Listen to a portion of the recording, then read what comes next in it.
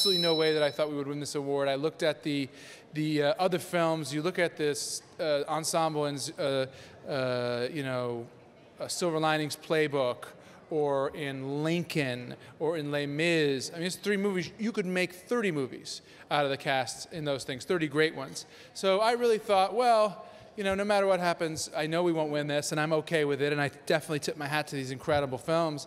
The only thing that I regretted was not being able to, you know, I wanted to say how proud I was to have an ensemble that included, you know, just the workaday people that make up the bulk of this SAG membership, who come to work, who kill, who try their best because, you know, get shit on going to auditions and, you know, can't get an agent and are struggling uphill all the time. And then when they do get a part, it's like 2 lines, they're trying to make it good.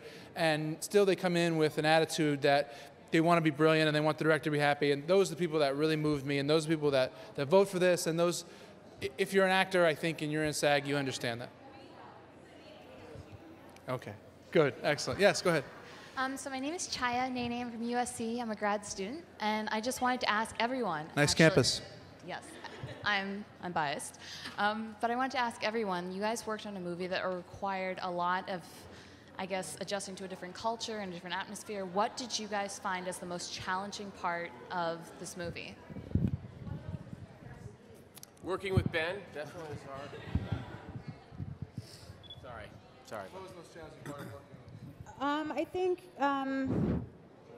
I think in that it is, we basically were making, or Ben was making 3 different movies, and each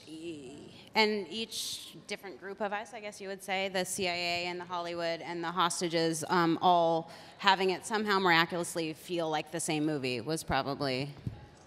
But you know what? I mean, it wasn't hard to make. I mean, come on, let's not do this. Let's not do this here. Working with everyone was so great. I mean, everyone was so good at their jobs. Ben, like, he was the smartest guy in the room. It was like we had a great time. I mean, it's embarrassing, but it was so much fun. And come on. Thank you, Tate. Yeah, go ahead. Yes, back in the 85. Go ahead. Maybe I'm not empowered to call on people. I don't know. I'll ask you right here. Hi, go ahead. Hi, hello, thank you. I'm Leila from AFP News Agency. Where you won yesterday the PGA, and you're winning today. And the movie is, do you think you're very likely to have an Oscar in February?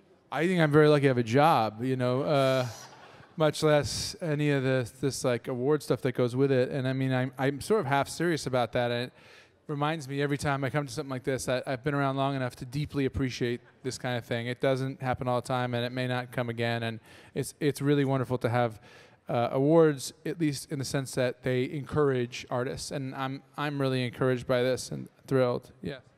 Go ahead. 30.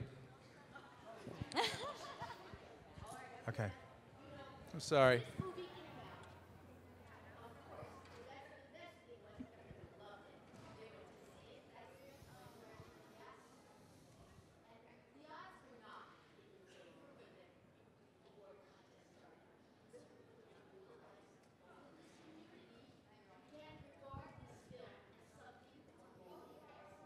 I didn't realize that. I think, you know, and I don't do handicapping or trying to divine what's going to happen down the road with movies. I didn't get nominated as a director, and I thought, well, okay, that's that, you know. And then, you know, I remembered that I was nominated as a producer, which was pretty exciting, you know. And so I've kind of gone at it with that approach. Like, I don't know what's going to happen.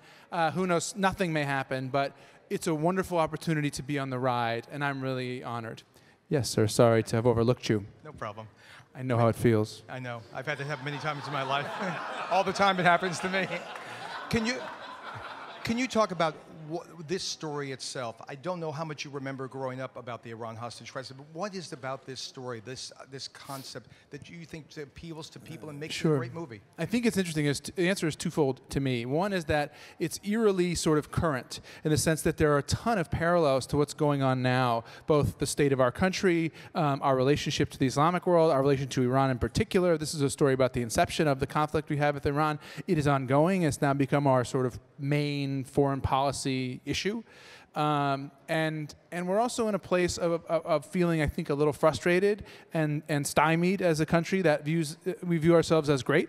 And when we don't achieve greatness, I think it's very frustrating for Americans. And I think that's what was happening then with Carter and the malaise and 18% inflation and all sorts of frustrating stuff. And the CIA, with the help from the Canadians, went out and actually got something right.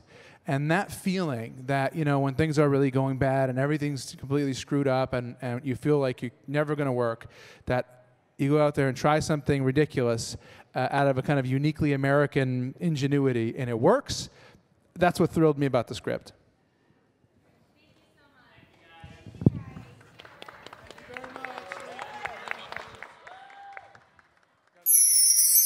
Your friends and family, how have they reacted to you becoming, this star? Have you seen your friends treat you differently, or your family treat you any differently? I haven't seen them since the nomination, but before then they would just be like, "Oh, you came back, huh? You came back. You left me, huh? Didn't bring me." So it's just it's like that, but I'm not.